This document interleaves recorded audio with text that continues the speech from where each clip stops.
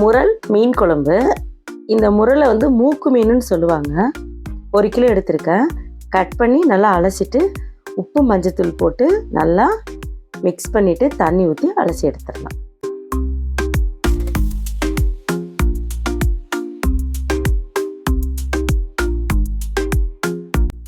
புளி இந்த அளவுக்கு தண்ணி ஊற்றி ஊற விட்டுடலாம்.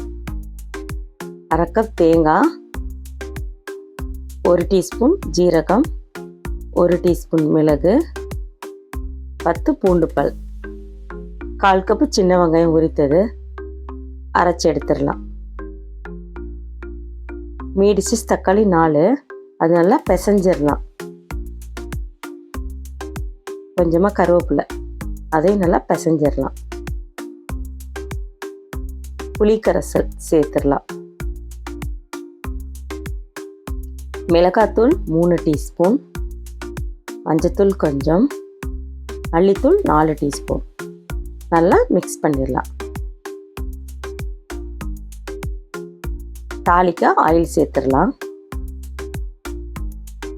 வெந்தயம் 1 டீஸ்பூன், கட் பண்ணிய சின்ன வெங்காயம் 1 கப், கருவேப்பிலை, 2 பச்சை மிளகாய்.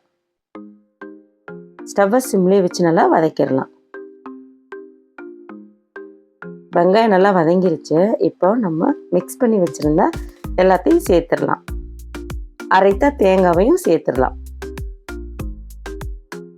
தேவையான அளவு தண்ணி சேர்த்து நல்லா மிக்ஸ் பண்ணிவிட்டு கல் உப்பு சேர்த்துடலாம்.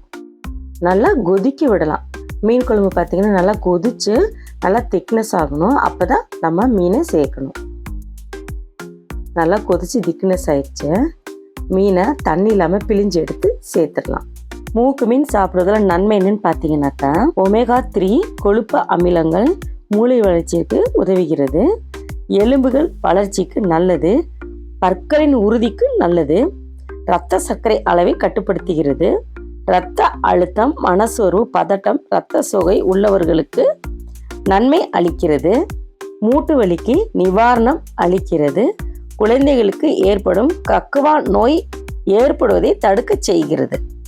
மீன் போட்டு ஒரு கொதி வந்தால் போதும். ஸ்டவ் ஆஃப் பண்ணிட்டு அந்த ஹீட்லேயே மூடி வச்சுருந்தா நல்லா மீன் வெந்துடும்.